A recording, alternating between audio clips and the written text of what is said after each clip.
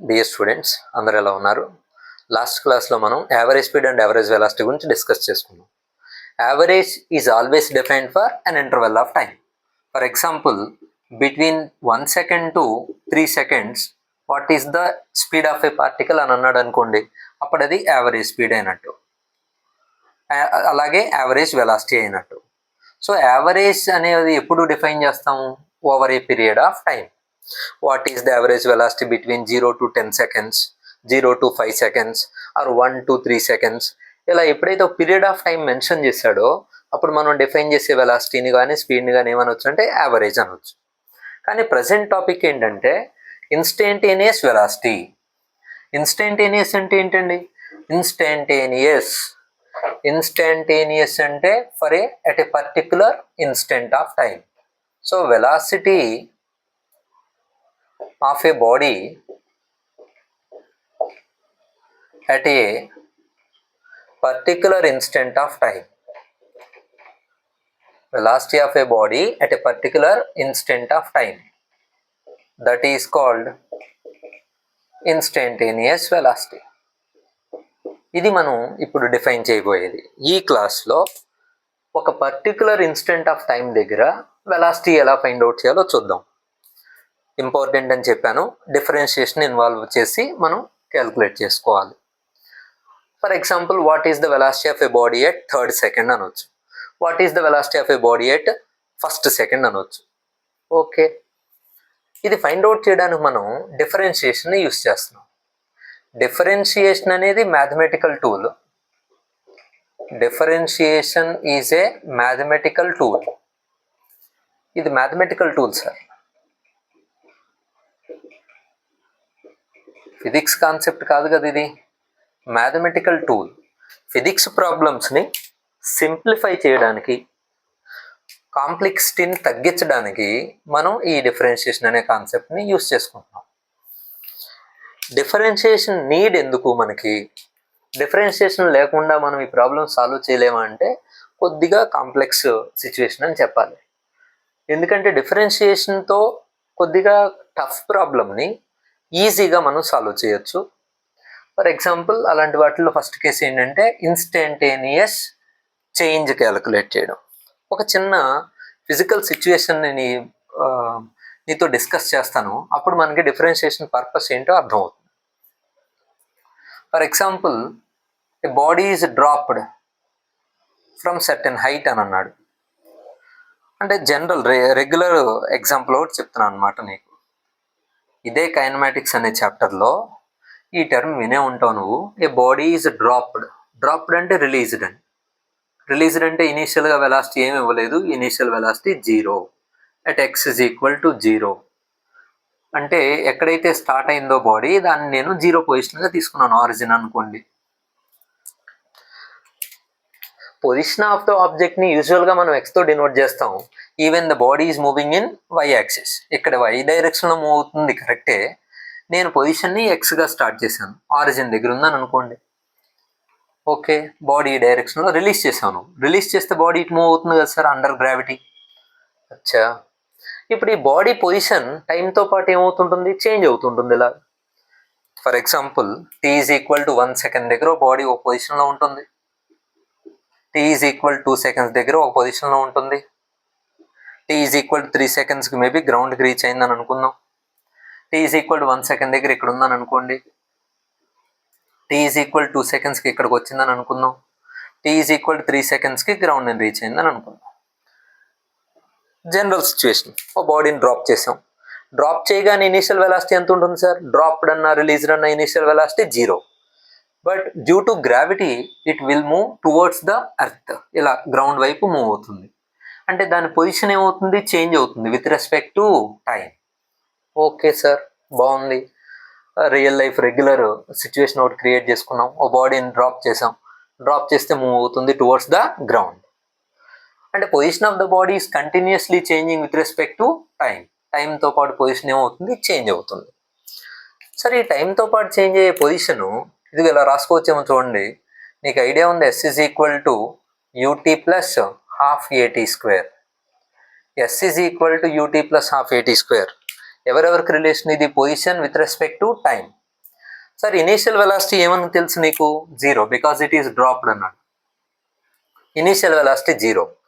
Initial velocity 0 అయితే ఈ term 0 అయిపోయింది. ఎస్ అంటే డిస్ప్లేస్మెంట్ మనం ఇక్కడ ఎక్స్ అని అనుకుంటున్నాం. So x is equal to ఇది 0 అంటే ఇది హాఫ్ యాక్సలరేషన్ డ్యూ టు గ్రావిటీని g అని రాస్తున్నాను into t square.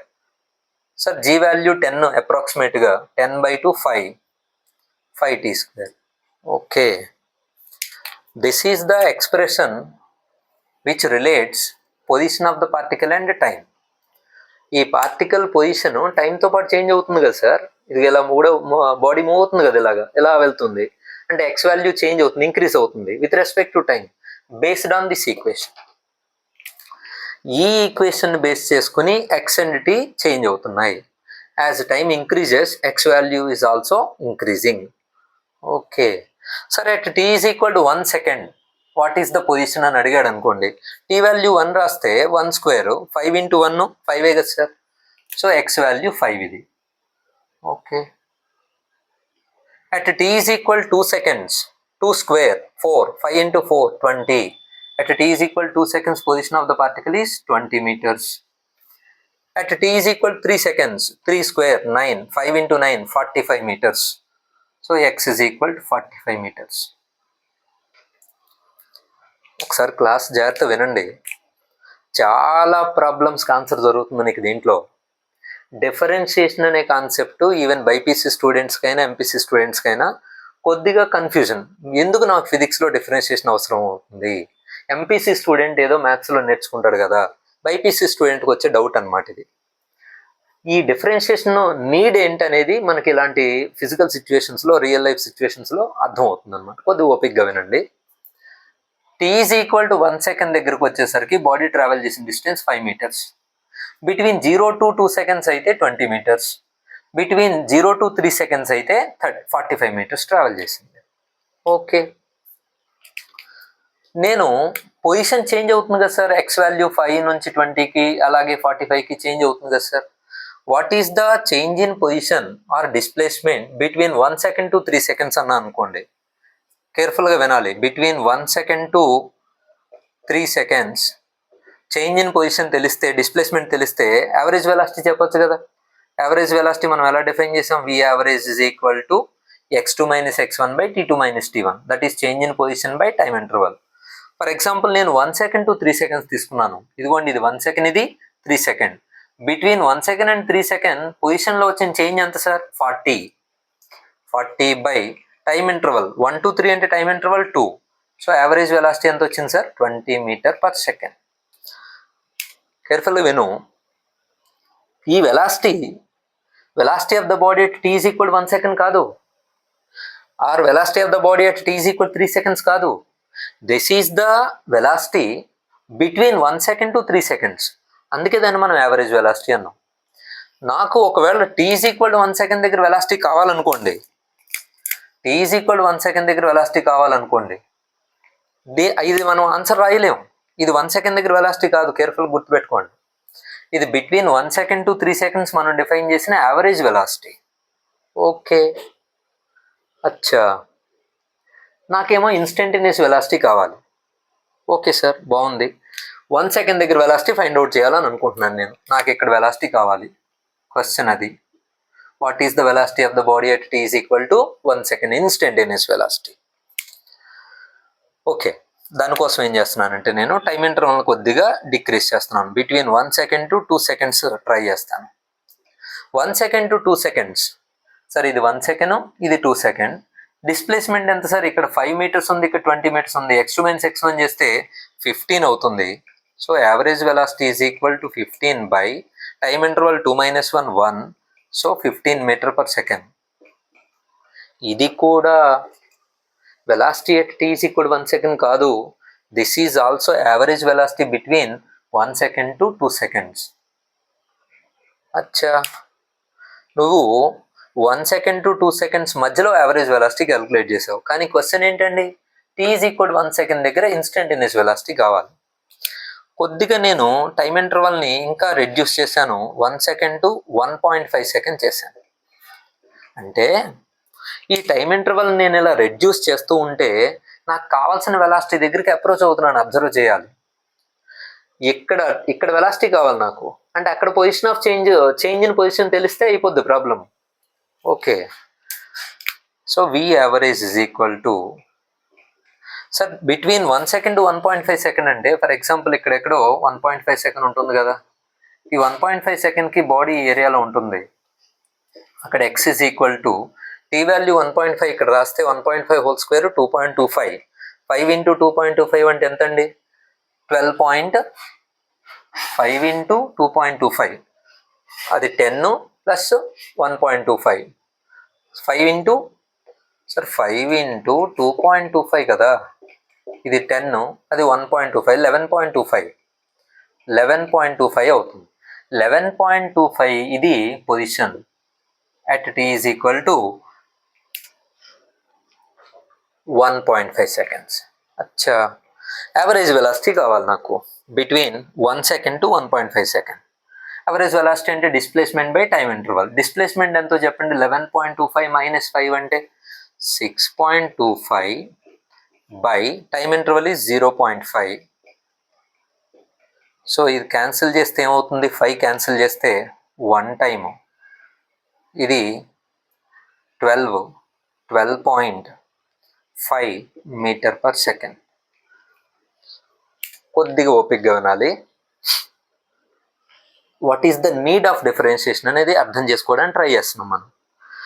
Between 1 second to 1.5 second average velocity calculate చేస్తే 12.5 వచ్చింది. ఈవెన్ ఇది వెలాసిటీ ఎట్ 1 సెకండ్ అని చెప్పలేవు నువ్వు, ఎందుకంటే ఇది యావరేజ్ బిట్వీన్ 1 టు 1.5. కానీ నువ్వు ఇందాక చెప్పిన ఇంటర్వల్ 1 to 3 సెకండ్స్తో కంపేర్ చేస్తే ఈ వాల్యూ ఆల్మోస్ట్ దీనికి దగ్గరగా ఉంది. నాకు ఎగ్జాక్ట్గా t = 1 సెకండ్ దగ్గర వెలాసిటీ కావాలి అని అడిగావు అనుకోండి, ఈ టైం ఇంటర్వల్ని ఇంకా రెడ్యూస్ చేయాలి నువ్వు. For example t = 1 second to 1.0001 second అన్నాను అనుకోండి. నేను కొద్దిగా చూడడానికి ఆడ్గా ఉంది కానీ ఈ number actual correct accurate value కావాలంటే ఇది ఇలాంటి టైం ఇంటర్వల్ తీసుకోవాలి. 1 సెకండ్ నుంచి 1.0001 సెకండ్ మధ్యలో డిస్ప్లేస్మెంట్ నువ్వు క్యాల్కులేట్ చేయగలగాలి. చేసి ఆ డిస్ప్లేస్మెంట్ తీసుకొచ్చి ఇక్కడ రాస్తే, సపోజ్ అదేదో dx అన్నా అనుకోండి, బై dt అని అన్నా అనుకోండి, స్మాల్ టైం ఇంటర్వల్. వీళ్ళిద్దరికి టైం ఇంటర్వల్ గ్యాప్ ఎంత ఉందో చూడండి, 0.00001. అలాంటి గ్యాప్లో ఈ పార్టికల్ ట్రావెల్ చేసే డిస్ప్లేస్మెంట్ తెలిస్తే వాళ్ళిద్దరిని డివైడ్ చేస్తే నీకు కరెక్ట్ ఆన్సర్ వస్తుంది.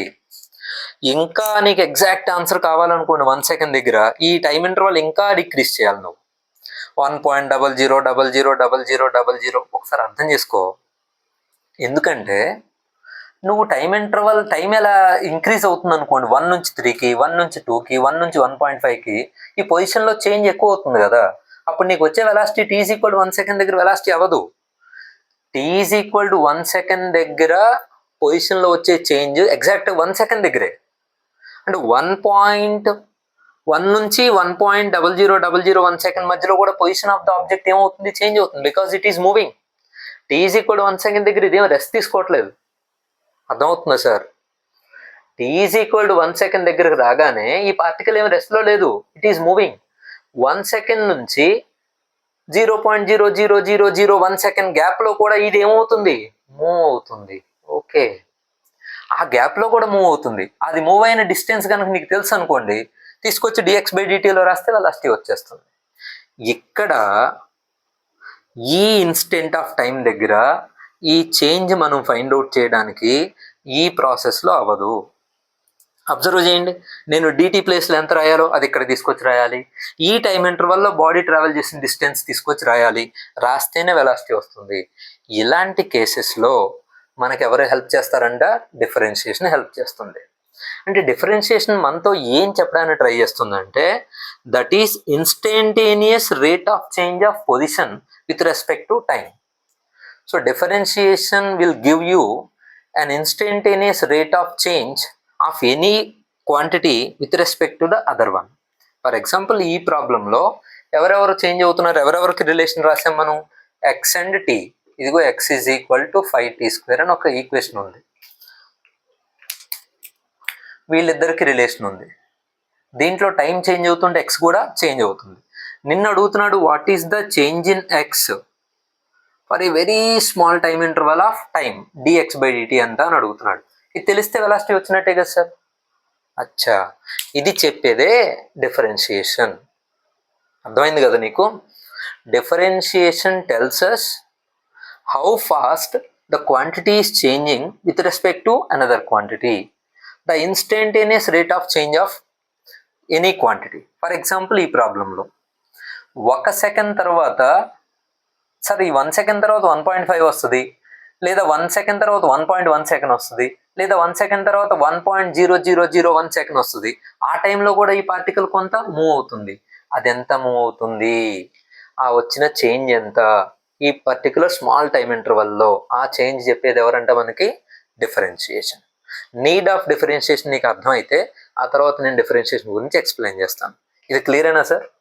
ఇదిగో దీనికి ఆన్సర్ చెప్పేవాడే మనకి differentiation. This is called instantaneous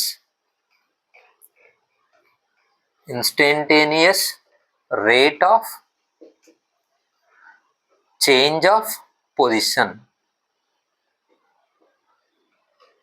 Instantaneous rate of change of position, that is called instantaneous velocity. Okay,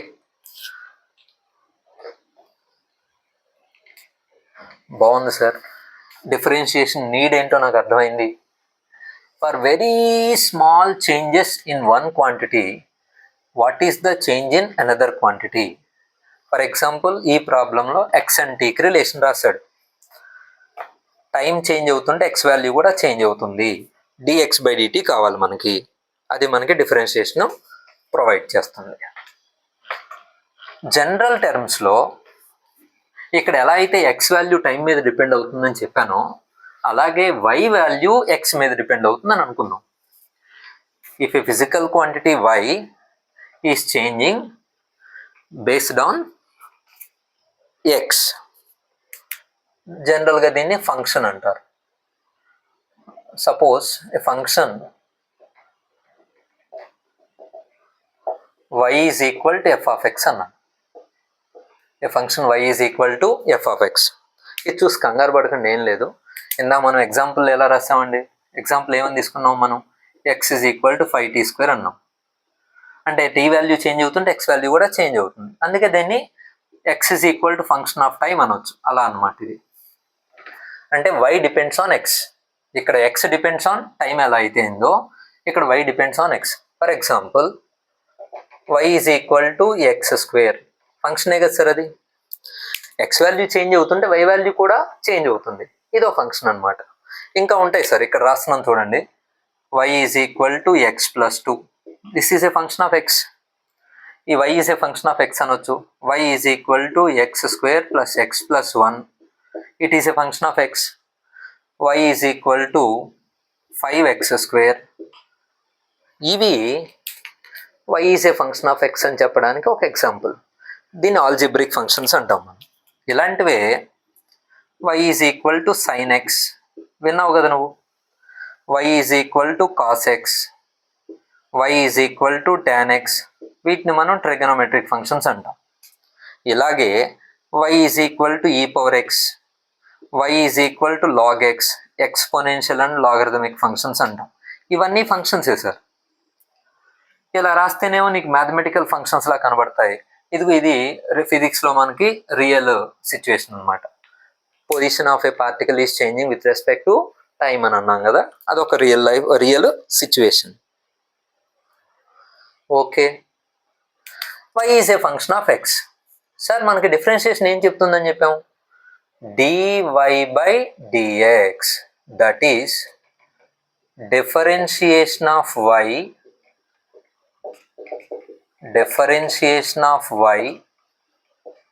with respect to x. దీన్ని ఎలా చదవచ్చు సార్ నువ్వు? dy by dx is called differentiation of y with respect to x, or how fast y changes as x changes. x change అవుతుంటే y ఎంత ఫాస్ట్గా change అవుతుందని చెప్పే quantity. దీన్నే మనం rate of instantaneous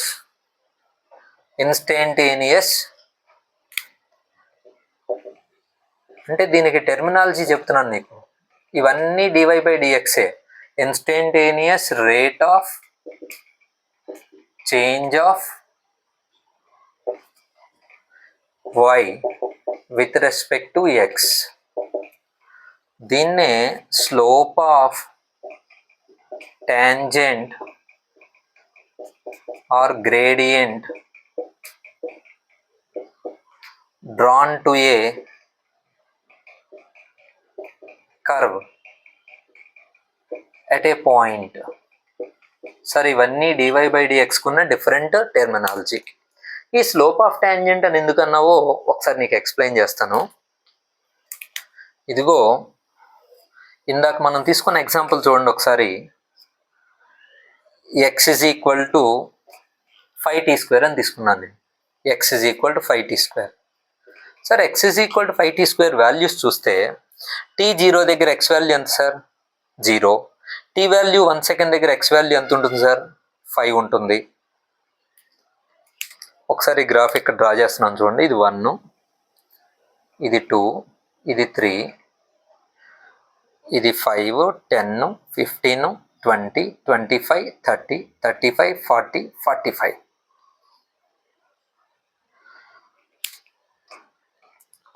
tea value 1 second దగ్గర tea value 1 second రాస్తే X value ఎంత వచ్చింది? 5. ఓకే.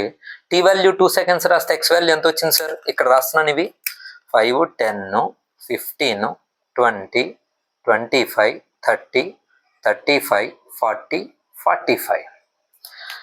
టీ వాల్యూ 0 ఉంటే ఎక్స్ వాల్యూ కూడా ఎంత అయిందండి? 0. టీ వాల్యూ 1 సెకండ్ అయితే x value 5. T value 2 seconds అయితే ఎక్స్ వాల్యూ 20. ఇదిగోండి ఇక్కడ. టీ వాల్యూ 3 సెకండ్స్ అయితే ఎక్స్ వాల్యూ 45 అయింది. వీటిని జాయిన్ చేస్తే ఇలా ఒక కర్వ్ వచ్చింది.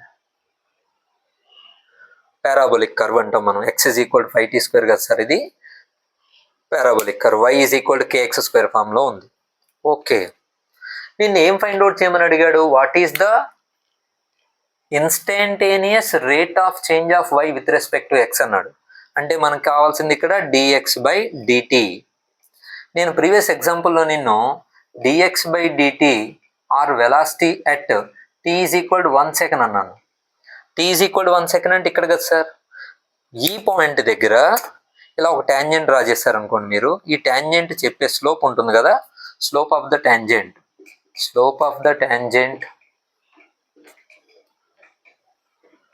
That is v is equal to slope of the tangent అంటే tan θనే కదా sir. So v is equal to dx/dt that is equal to tan θ. Okay. So dy/dxని యాక్చువల్గా ఎలా చదవాలి? Differentiation of y with respect to x. దాన్నే slope of the tangent at that point. ఈ particular point 1 second దగ్గర slope అనొచ్చు అనమాట. Okay. ఇది ఒక చిన్న ఎగ్జాంపుల్ తీసుకున్నాను నేను. y ఈజ్ ఈక్వల్ x² ఫామ్లో ఉంది అని. y ఈజ్ ఈక్వల్ x² ఫామ్లో ఉండుంటే dy/dx ఈజ్ ఈక్వల్ టు ఎంత అవుతుంది? dy/dx వాల్యూ ఒకసారి మనం డెరైవ్ చేద్దాం. ఇది నోట్ చేసుకున్నాను. ఇవి డిఫరెంట్ ఫంక్షన్స్. వీటిని మనం ఆల్జిబ్రిక్ ఫంక్షన్స్ అనొచ్చు, ఇవి ట్రిగనోమెట్రిక్ ఫంక్షన్స్ అనొచ్చు, ఇవేమో exponential function and logarithmic function. Okay. dy/dx is called differentiation of y with respect to x or instantaneous rate of change of y with respect to x. Right. Differentiation need అర్థమైంది, differentiation meaning తెలిసింది. ఇప్పుడు differentiation ఎలా చేయాలో చెప్తాను నీకు. Differentiation చేసే process ఏంటో చెప్తాను. అర్థం చేసుకోండి, మనం ఎలా వెళ్తున్నాం అంటే అసలు డిఫరెన్షియేషన్ ఎందుకు చేయాలి అనే పాయింట్ దగ్గరికి వెళ్ళాం ఫస్ట్ మనం. నెక్స్ట్ స్టెప్ ఏంటి? ఎందుకు చేయాలో ఒకసారి ఆన్సర్ చెప్పండి. డిఫరెన్షియేషన్ ఎందుకు చేయాల్సి వస్తుంది? To find instantaneous rate of change of one quantity with respect to another one. అది డిఫరెన్షియేషన్ మనకి purpose. To find the instantaneous rate of change of one quantity with respect to another. Second, differentiation meaning. if y is in the form of a function of x or y is equal to x square, dy by dx ని మనం differentiation అంటున్నాము. dy by dx అంటే differentiation of y with respect to x. It represents how fast y changes along with x or the instantaneous rate of change of y with respect to x. ఇది మనకి differentiation చెప్పేది. ఇది ఎలా చేయాలో చూద్దాం. Okay, జనరల్గా y is equal X square function ఉంటే dy by dxని ఇదిగో 2x అని రాస్తారు. దీన్ని మనం ఈజీగానే డెరైవ్ చేయొచ్చు. ఒకసారి ఓపిక్గా విను.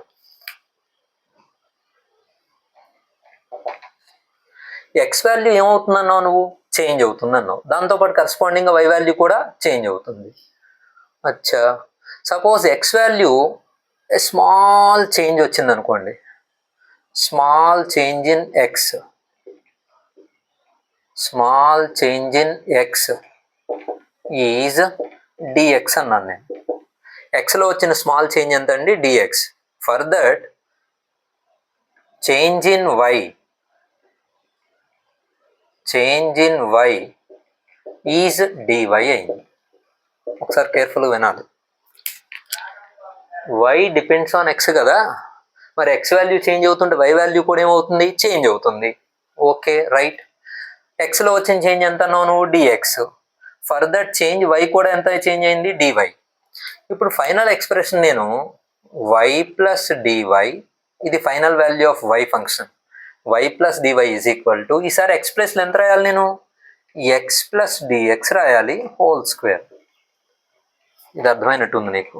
ఫంక్షన్ ఏంటండి? Y is equal X square అంటే y1 is equal x1 square, y2 is equal x2 square, y dash is equal x dash square. Okay, what is the final value of y అని అడిగితే ఇక్కడ నువ్వు final value of x రాయాలి కదా, అందుకే x plus dx whole square రాశాను. అప్పుడు y plus DY is equal to, sir ఇది a plus b whole square formula ఉందిగా, నీకు తెలుసు కదా sir a plus b whole square formula.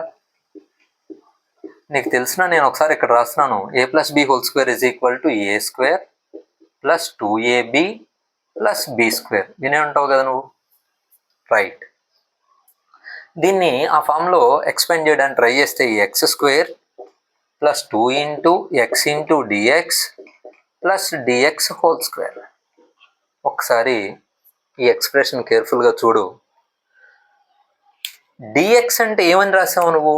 Yes very small change in x. నీకు గుర్తుంటే previous ఎగ్జాంపుల్లో నేను time interval 1 second to t is equal to 1.000001 second అని రాశాను. వీళ్ళిద్దరికి గ్యాపే డిటి కదా, అదే అనమాట ఇక్కడ డిఎక్స్. సార్ ఇది ఆల్మోస్ట్ డిటి వాల్యూ 10⁻⁻5 అని వచ్చింది. దాన్ని నేను స్క్వేర్ చేశాను అనుకోండి, డిటి హోల్ స్క్వేర్ చేశాను అనుకోండి, దీని వాల్యూ 10⁻10 అవుతుంది కదా. అచ్చా, డిఎక్స్ అంటేనే స్మాల్ వాల్యూ, డిఎక్స్ని స్క్వేర్ చేస్తే ఇట్ బికమ్స్ వెరీ స్మాల్. అందుకే ఈ టర్మ్లో ఇదిగో ఈ టర్మ్ని మనం నెగ్లెక్ట్ చేస్తున్నాం when compared to the other terms. వీళ్ళతో కంపేర్ చేస్తే దీని వాల్యూ నెగ్లిజిబుల్. ఇప్పుడు రిమైనింగ్ ఎక్స్ప్రెషన్ ఒకసారి చూడు. Y plus DY is equal to x square plus 2x d x అయింది. దీంట్లో వై వాల్యూ ఎక్స్ స్క్వేర్ అని నీకు తెలుసు కదా sir. Y value x square అయితే ఈ టర్మ్స్ క్యాన్సిల్ అయిపోతే dy is equal to 2x into dx. Therefore dy by dx is equal to 2x. అచ్చా, అంటే y is equal to x square అయినప్పుడు dy by dx is equal to 2x ఎందుకు అవుతుంది అనే దానికి ప్రూఫ్ చెప్పాను నీకు నేను. అర్థమైంది కదా సార్. ఇది డిఫరెన్షియేషన్ అనమాట. y is equal to x square అయితే డివై బై డిఎక్స్ వాల్యూ ఎందుకు 2x అవుతుంది అంటే ఇది బేసిక్గా దానికి ప్రూఫ్. సార్ ఇది నువ్వు బాగానే ఉంది, y is equal to x square కాబట్టి సరదాగా నువ్వు a plus b whole square రాసావు, ఇక్కడ స్క్వేర్ వస్తుంది కాబట్టి అందుకే ఈ ఫార్ములా అప్లై చేసావు, బాగానే వచ్చేసింది. Sir y is equal to x cube అని ఇస్తాడు, అప్పుడు a plus b whole cube రాయాలా నేను? y is equal to x power 5 ఇస్తాడు, అప్పుడు ఏమి రాయాలి అంటే దీన్ని జనరలైజ్ చేయాల్సిన అవసరం ఉంది మనకి. డిఫరెన్షియేషన్లో ఒక చిన్న ఎగ్జాంపులే కదా మనం మాట్లాడుకున్నది, కానీ అన్నిసార్లు ఇదే ఫంక్షన్ ఉండాల్సిన రూల్ ఏం లేదు కదా. సో దీన్ని జనరలైజ్ చేయాలి. జనరలైజ్ చేయడం అంటే నువ్వు ఎలాంటి ఫంక్షన్ తీసుకోవాలి? y is equal to x power n తీసుకోవాలి. అర్థమైంది కదా సార్. ఇప్పుడు మనం ఎక్కడికి వెళ్ళామో క్లారిటీ వచ్చేసినట్టుంది కదా నీకు. నువ్వు ఏదైతే ప్రతిసారి ఒక ఫంక్షన్ చూసి ఇదిగోండి ఇలాగా if y is equal to x power n then the differentiation is dy/dx is equal to n into x power n minus 1 అని రాస్తూ ఉంటావు కదా. రానే వచ్చింది ఆ ఫార్ములా నీకోసం. ఇది జనరలైజ్డ్ ఫార్ములా. నువ్వు అలా సీరియస్గా నా వైపు చూడొద్దు. ఫైనల్గా నువ్వు కూడా అదే ఫార్ములా రాసావు కదా అని నువ్వు నా వైపు సీరియస్గా చూడొద్దు. ఎలా డిరైవ్ చేయాలో నీకు చెప్పాను. ఇంకా నీకు ఇంట్రెస్ట్గా ఓపిక్గా వింటానంటే దీన్ని కూడా డిరైవ్ చేస్తాను. కొద్దిగా ఇంట్రెస్ట్గా విను. ఓకే. సో ఫైనల్గా నేను 3 స్టెప్స్లో జరిగిన క్లాస్ని ఎక్స్ప్లెయిన్ చేస్తున్నాను. First step is the need of differentiation. ఏంటి sir need of differentiation? To find instantaneous rate of change of one quantity with respect to another, dy/dx ఎలా ఫైండ్ అవుట్ చేయాలి. సెకండ్ స్టెప్ ఏంటండి? నీడ్ ఆఫ్ డిఫరెన్షియేషన్ అర్థమైంది. Second step dy/dx meaning. dy/dx అంటే differentiation of y with respect to x, rate of change of y with respect to x, instantaneous rate of change of y with respect to x, or the slope of the tangent drawn to the curve at any point అని చెప్పాం. Next step ఏమి రాసాం? ఎలా differentiate చేస్తారో చిన్న example చెప్పాను. y is equal x². Generalized formula ఇదని చెప్పాను. దీన్ని కూడా ఒకసారి మనం డిరైవ్ చేసుకోవడానికి ట్రై చేద్దాం. సో నీ దగ్గర ఉన్న ఫంక్షన్ ఏంటంటే y is equal to x power n. ప్రీవియస్గా x² అలా అయితే ఉందో అలాగా x power n. For a small change in x, process సేమే sir. For a small change in x, ఏంటో ఆ చేంజ్ dx అని అనుకుందాం. A small change in x is dx. Okay. y కూడా చేంజ్ అవుతుంది. ఎక్స్ చేంజ్ అయితే y కూడా change అవుతుంది. Right. So what is the final value of y అని అడిగితే y plus dy is equal to, ఇక్కడ ఏమవుతుంది? x ఉంటుందా? x ప్లస్ డిఎక్సా? x plus dx whole power n. As it ఈస్గా ఇందాక y ఈజ్ ఈక్వల్ x² ఎలా చేస్తున్నానో అలాగే చేస్తున్నాను. కొద్ది ఓపిక్గా వినండి సార్. ఎక్స్ వాల్యూ చేంజ్ అవుతుంటే y వాల్యూ కూడా చేంజ్ అవుతుంది. ఎక్స్ వాల్యూ ఎంత ఇంక్రీజ్ అయింది? ఫర్ ఎగ్జాంపుల్ dx ఇంక్రీజ్ అయింది. దాంతోపాటు yలో కూడా వచ్చిన చేంజ్ dy.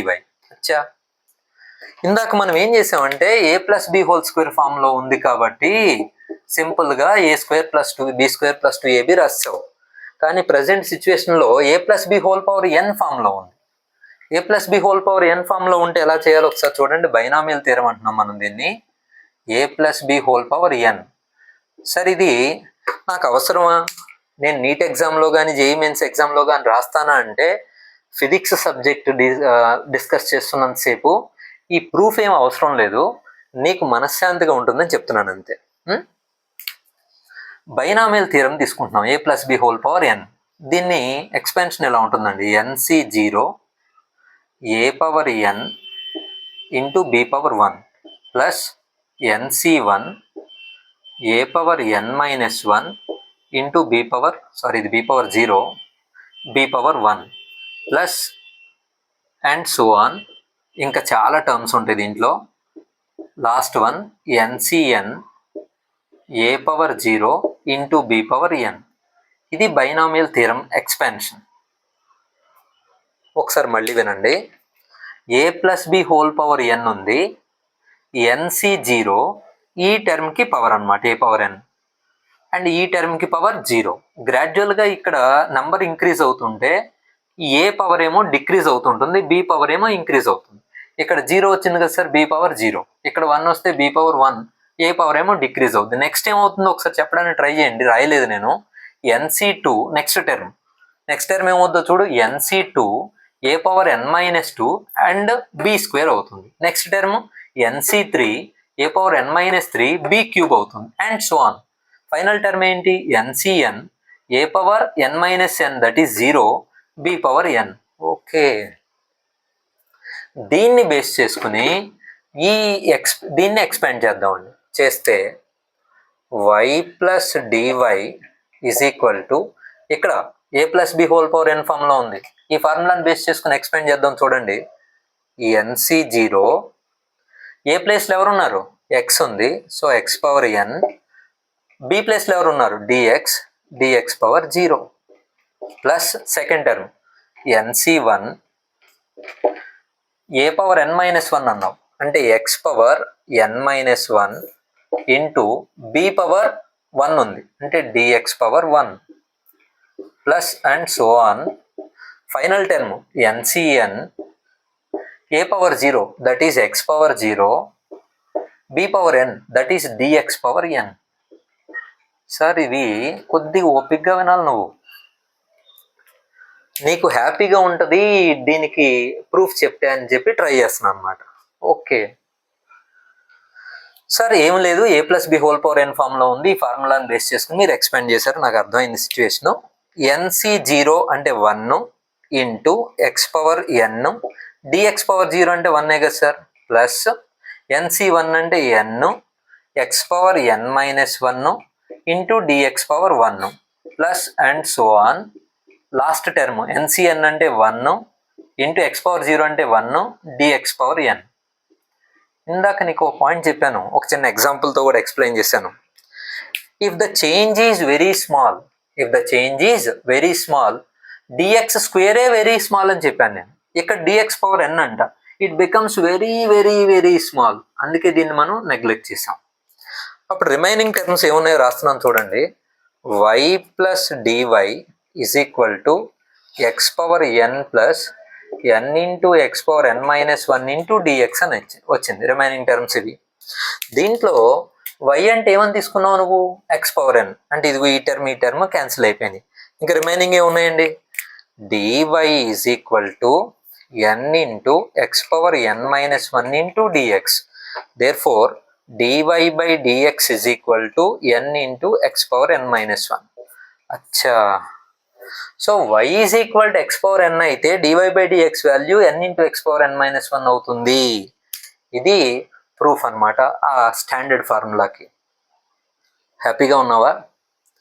ఇంకా ఆ తర్వాత ఇది నువ్వు ఫిజిక్స్ ప్రాబ్లమ్స్ చేసేటప్పుడు ఈ ప్రూఫ్ ఎందుకు అవసరం లేదు, కానీ మనకు ఎలా ఉంటుందంటే హ్యాపీగా ఉంటుంది. ఓకే, ఆ ఫార్ములా ఎలా వచ్చిందో నాకు తెలుసు, అర్థమైంది, సో ఈ ఫార్ములాని నేను సరదాగా హ్యాపీగా ఎంజాయ్ చేస్తూ యూస్ చేస్తాను, ఆ సాటిస్ఫాక్షన్ కోసం అనమాట. క్లియర్ అయినా సార్? ఇప్పుడు ఆ ఫార్ములా ఎలా అప్లై చేయాలి, దాని నుంచి డిఫరెంట్ ఫంక్షన్స్కి డిఫరెన్షియేషన్ ఎలా రాయాలనేది మనం చూద్దాం. Thank you.